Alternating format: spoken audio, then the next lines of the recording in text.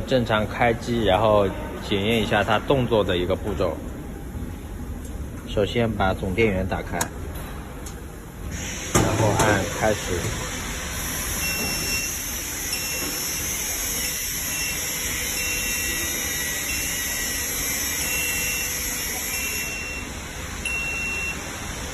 屏幕接入后，3个圆点回位，2个轨道圆点。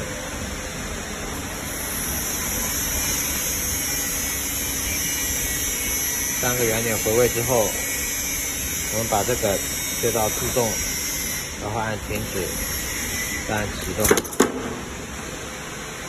按启动的时候，它会旋转一下，然后这个后面的这个收料传动带会运行。这时候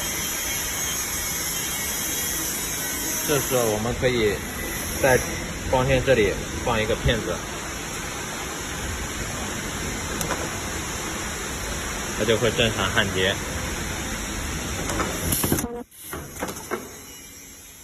这时候如果有偶绳的话，就可以开始。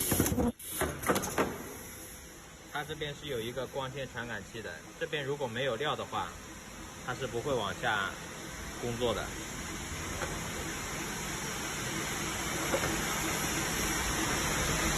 这样就说明这个动作是正常的，我们就可以进行下一步穿偶绳，然后开始正式工作了。